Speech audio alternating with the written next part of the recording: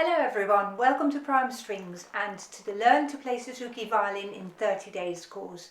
I'm Henriette and today is day 12. In the lesson today we will be developing the fourth finger further, and we will also be learning Long Long Ago. By the end of this lesson you will be able to play both comfortably. So let me now play you the tuning notes. Here is your A.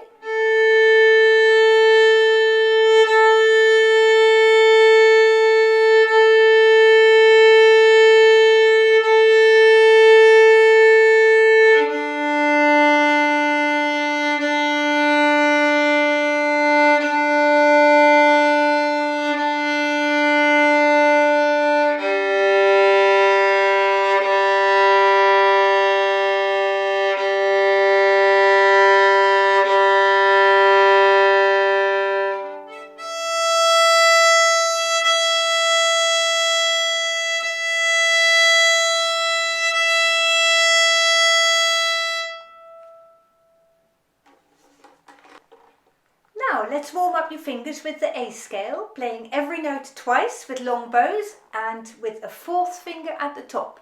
I want you to keep checking that your bows are parallel to the bridge.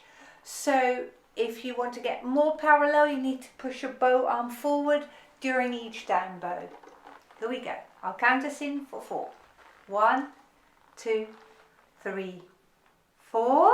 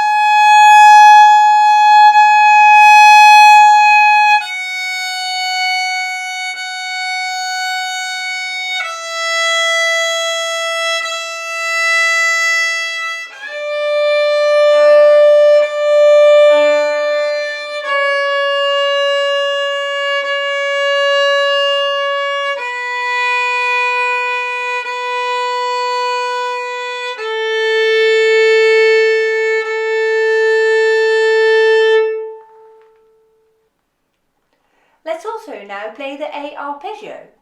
The arpeggio we'll play with a repeat, but we'll play every note once with long bows. After 4. 1, 2, 3, 4.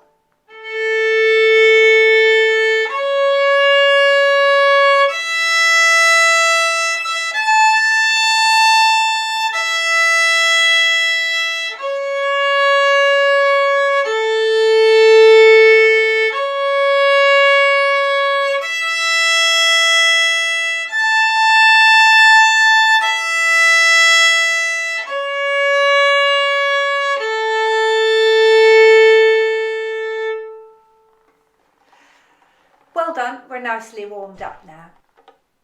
Let's take a look now at the Suzuki book on page 32.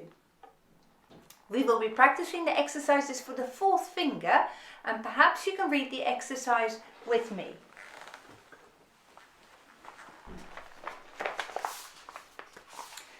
So we're doing this exercise here, and we're going to just have a look at this section here. We're playing a B, which is the first finger on the A string. Then we're playing E, E, 1 on A again, 1 on A, and then we're playing the fourth finger on A, and this note, fourth finger on A, should sound exactly like how you played these two open E strings. They're the same note, it's just two different ways of playing them. And then we'll end on one finger on the A string here. You can see the repeat here, so then we'll play that bit again. Underneath the notes here, you can see that horizontal line with a number 1 here. That means that while you play all of this, you leave your first finger that you played here on the A string, you leave it down on the string all the time. When you repeat it, of course, you're then leaving it down again. And that will be our challenge of the day, to leave your first finger down. So let's play the exercise now.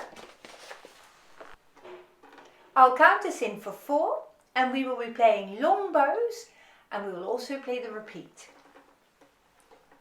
1, 2, 3, 4.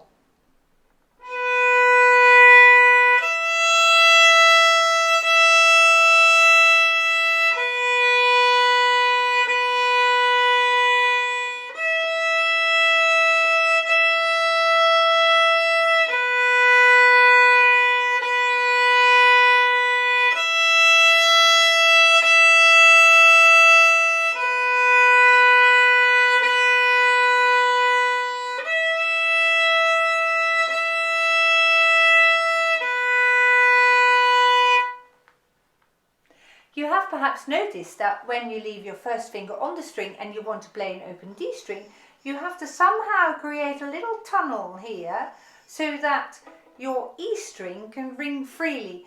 And the trick that you can do is you push your elbow a little bit further under, and that makes the space underneath my finger bigger. Look, if I'm having my elbow like this, I can't let the E string ring freely. But when I do that, I open up the space and my E string can ring freely there. So let's play this again. This time, trying to push your elbow a little bit further under the bow. So you turn your hand, as it were, a little bit like that. After 4, 1, 2, 3, 4.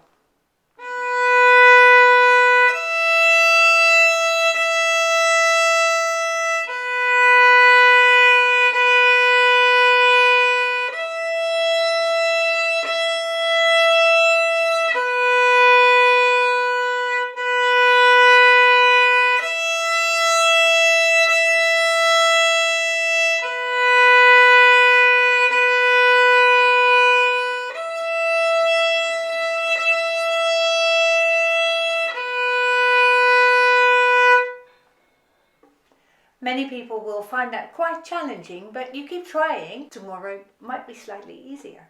Now let's have a look at the second half of this exercise. There you can find little scales playing up and down using the 4th finger. We have in essence already done this at the top of our A scale, but let's practice it here, shall we? Now it's written as quavers, but I would like you to keep going slowly on this exercise.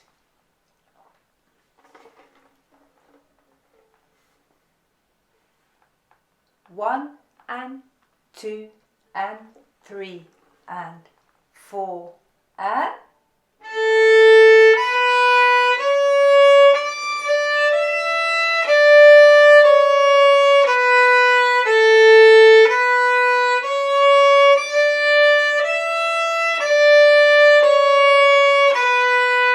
I like to play an A at the end. Okay, before we repeat it, there's just a few things that I would like to comment on this. You can see the lower line there with the 1, so I don't know if you've spotted, but I'm leaving all my fingers down as I add extra fingers. Okay, so at the top you should have four fingers on the string. So you want to avoid playing like this, having just 1 finger on the string. You always add fingers to the fingers that you already have. That's one thing. Another thing is that we might just use this opportunity to think about the letter names of the notes a little bit. I know we know the A string and the E string, and we may also have picked up the B, the first finger on A, in the meantime. Music notes go like the alphabet up to letter G, and every higher note is the next letter in the alphabet. So if we look at the second half of the exercise, we start on an A, which is the open string. The first finger is called B.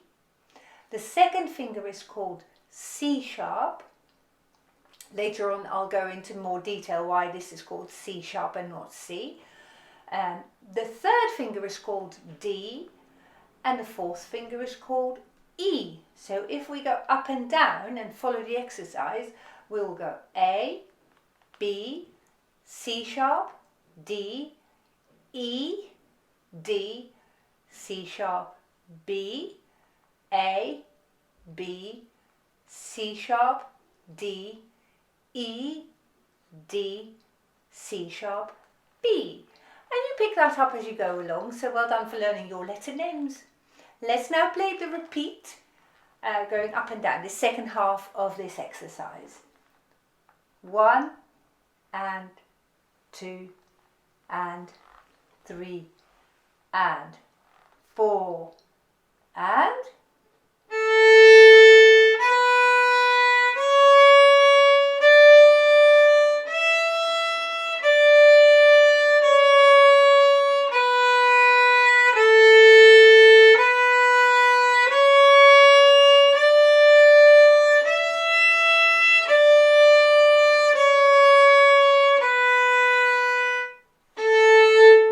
variation of it.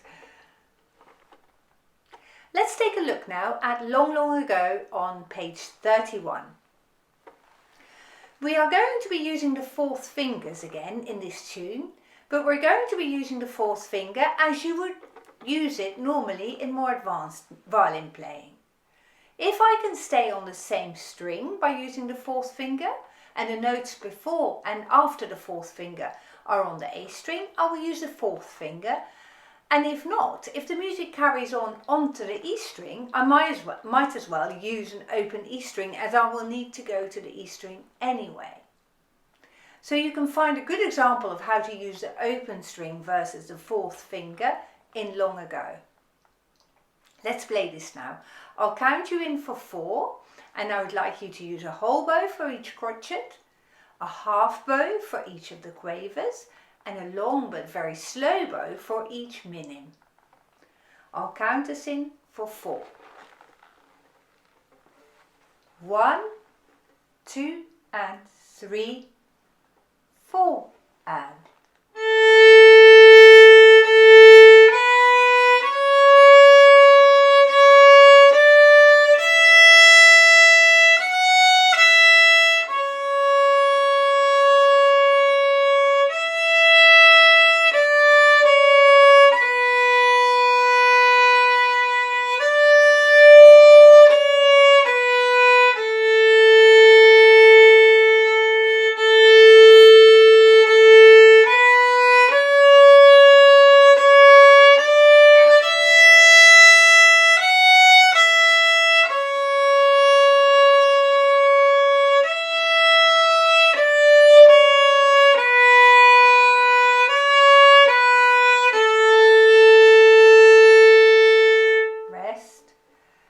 rest.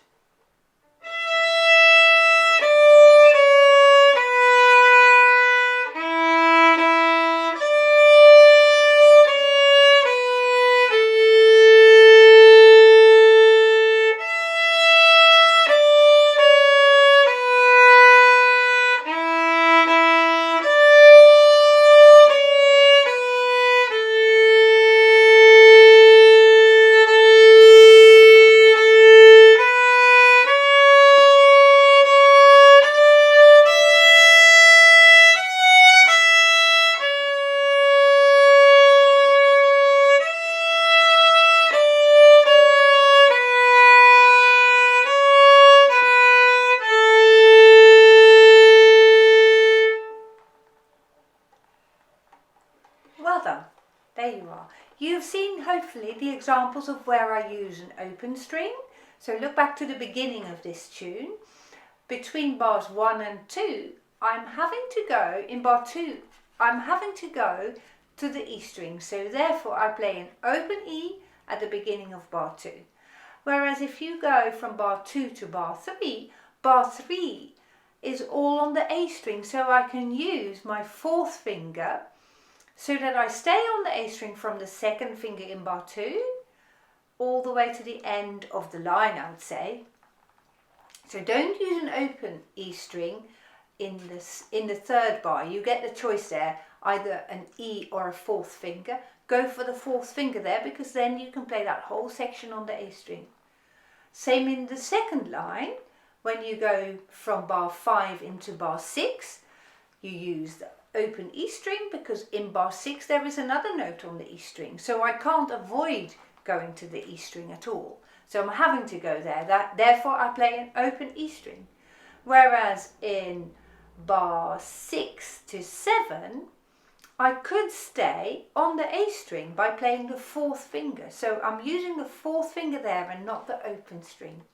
Shall we play this again just for fun?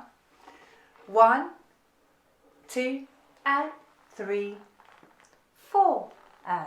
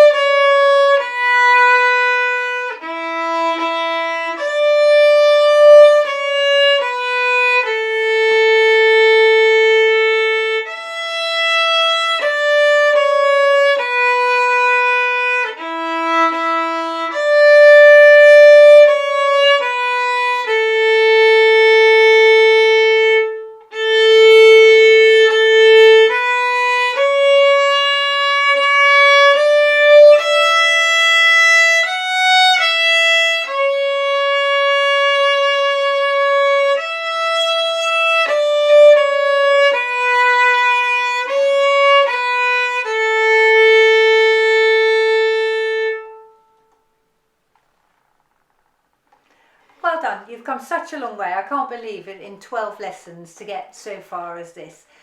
Now, it may be that this was all a little bit too fast for you, and that's fair enough. I'm playing fairly slowly, but some bits are really very, very tricky. So you might practice those separately. For instance, you might find it quite tricky to go from no fingers at all straight to 4th fingers on the string. And you might just try this a little bit. Look. I'm just going to practice all my fingers to come down dry, and it may be that you have to do it like that all the time, and that's perfectly fine.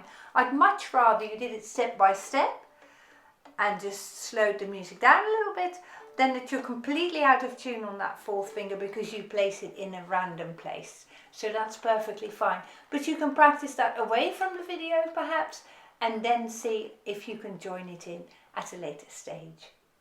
So that is good practice. I hope that's worked for you so far.